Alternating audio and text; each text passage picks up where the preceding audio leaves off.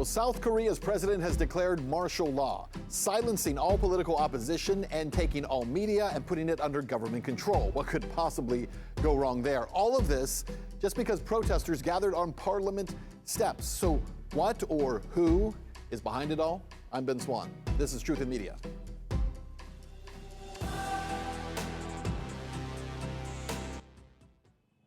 Well, take a look at the chaotic scenes here. Protesters taking to the streets of Seoul, Korea, calling for the impeachment of the country's president. It came in reaction to President Yoon declaring martial law in an extraordinary address on Tuesday night, accusing the country's Democratic Party of sympathizing with North Korea. President Yoon, once applauded for his anti-corruption stance, has faced his own allegations while in office, including shielding his own family from investigations. As we told you, the martial law declaration would be called off hours later. Regardless, the implications are chilling. South Korea is a close ally to the U.S. with over 28,000 American troops stationed there. And such instability raises serious questions considering Washington's history in that region, especially with the neighbors to the north. We're talking, of course, about North Korea. The Pentagon confirming communication with South Korea's military, yet there's no formal request for U.S. intervention, at least not yet. Let's not ignore the global context here, though. With the Middle East and Europe on fire right now, another flashpoint like this could have far-reaching consequences. Critics argue that this instability benefits certain global agendas. After all, chaos abroad distracts from accountability at home, and moves like this. Secretary of State Antony Blinken announcing Monday another $725 million to Ukraine. Why not? Notice the language that Blinken uses here, saying, I am announcing today. So who's really in charge here? President Biden has not said a word about Ukraine really in weeks now. The Secretary of State now announces, it seems almost unilaterally, that another $725 million will go to Ukraine. And for what?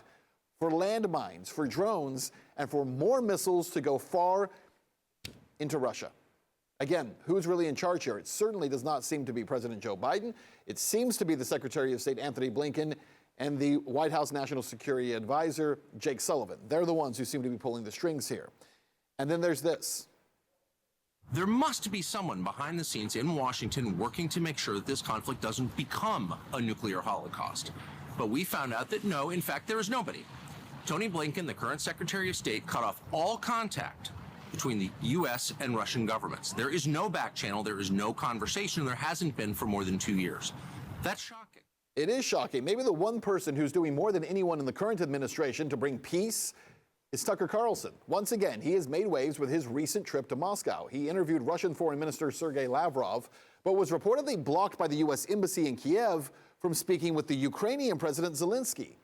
Kiev denies refusing Carlson, but why would he lie? And by the way, if he is lying, why doesn't Zelensky come out publicly and say he'll sit down and do an interview with Tucker? Tucker says he just wants an interview. And that may be the issue. You see, Zelensky and the U.S. want to control the narrative, as they have for this entire conflict, especially if you consider other conflicts in the Middle East and now Asia straining global stability. And just as Tucker said, no conversations to end this violence between Russia and Ukraine are happening, none at all. It is a dark end to a White House that a few months ago was preaching hope. And now as Joe Biden's term ends, his administration seems to be shifting towards more recklessness, leaving the world even more at risk than ever before. Joining us today to discuss is journalist and author Scott Horton. He is uniquely suited to break this down, having just written Provoked, his new book out now, How Washington Started the New Cold War with Russia and the Catastrophe in Ukraine. And Scott, it is a catastrophe. Really excited to have you here. I've been looking forward to this interview now for a couple of weeks. I don't think there's a better time to be having this conversation. I'm hoping you don't have to write a follow-up book called How Washington Started World War III with Russia. But what do you make of what is happening right now and what seems to be the sheer kind of unabashed recklessness with which the U.S. seems to be ramping up war with Russia? Yeah.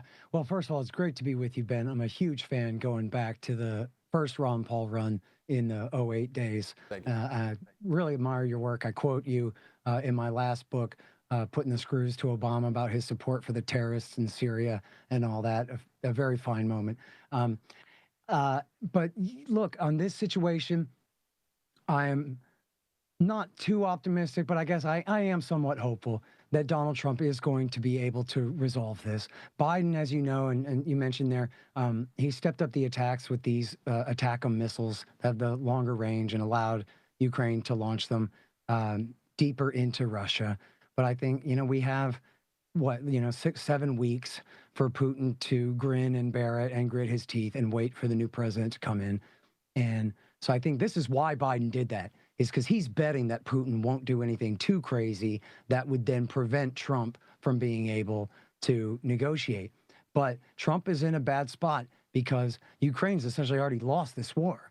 So they're in a terrible position of weakness, and the Russians are in a position to dictate essentially whatever they want, which is, I think, almost certain to be the complete reabsorption of all 4 eastern provinces. And we hope not Kharkiv and Odessa, which remain at risk. I think the longer the war goes on, the more likely it is that Russia will just take those territories. And although it could be that he demands them in some negotiations, and I don't know what would happen. I think Donald Trump would absolutely reject that and the war would continue.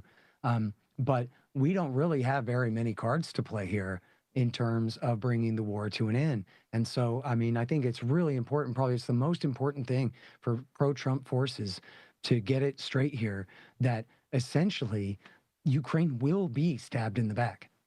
What it would take, Ben, for America to do what they promised they would do and help Ukraine retake all of those territories, it would take sending in the B-52s and the U.S. Marine Corps and the 82nd Airborne. That's the truth. Ukraine, no matter what weapons we give them, even if the Germans and the Poles and the British and the French came, without America, they cannot reverse Russian gains on the ground. So where does that leave us? At stalemate at best, because the only other option then is nuclear war, and then it don't matter who rules Donbass at that point anyway when we're all dead. So this is a betrayal. It's horrible. It's the same thing as Bush and Obama betrayed the Afghans whose side they took against the other ones. It's just like Kennedy and Johnson and Nixon ended up betraying the Vietnamese who they had promised to protect. It's a no-win war.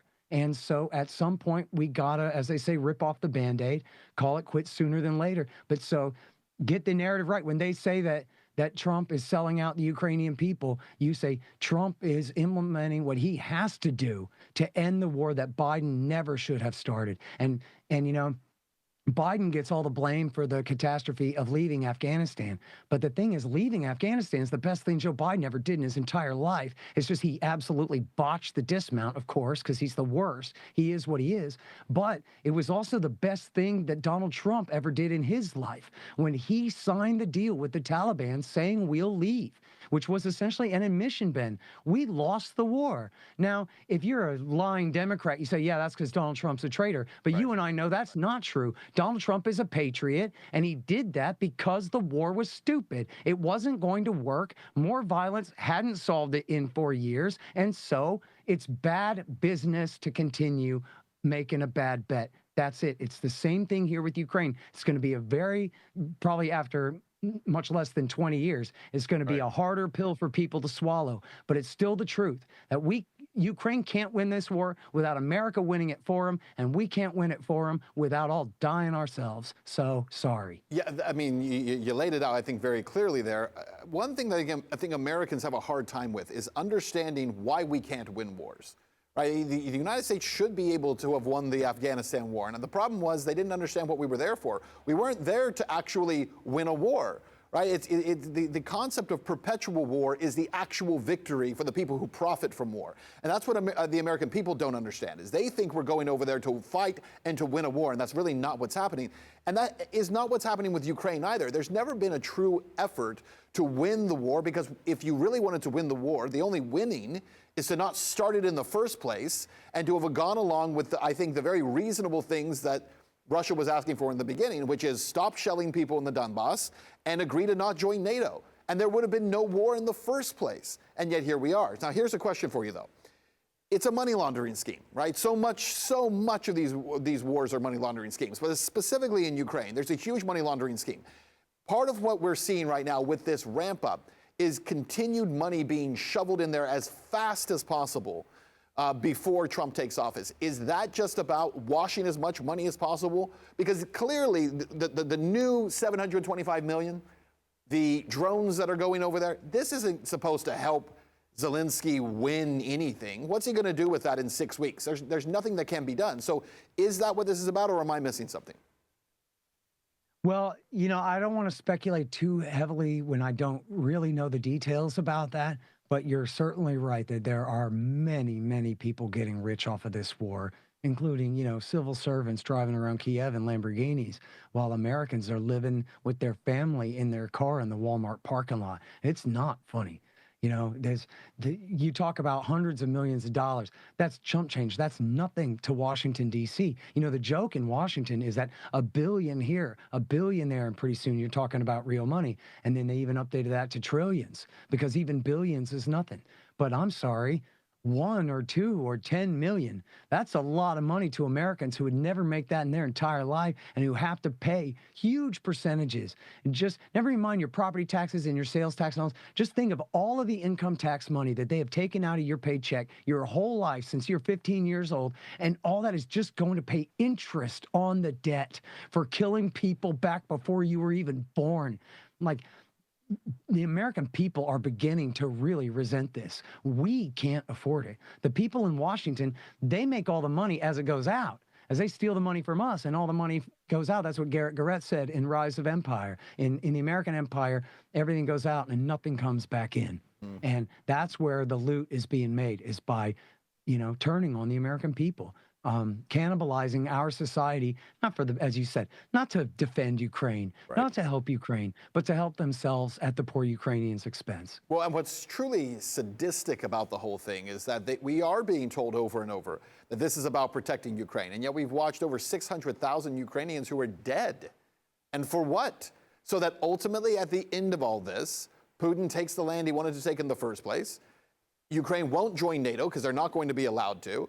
Sanctions are all going to get lifted on Russia. They're going to keep pumping natural gas. But by the time this is over, the only real cost will be the lives of the people whose lives were taken from them because we started a war that we knew we couldn't win. And it's the same thing that happened in Afghanistan. It's the same thing that happened in Iraq. By the time we leave these places, we don't just leave a power vacuum, but we've completely destroyed generations of people who were living in these countries with no care at all, as if, well, we tried Afghanistan, didn't really work. Maybe we'll try something different next time. It would be laughable if it weren't so tragic that the same group, the Taliban, who is in power now, was in power then, and we took 20 years and trillions of dollars and millions of lives for what? And I think that's where so many Americans have finally caught up to where people like you and me have been kind of banging this drum for a long time.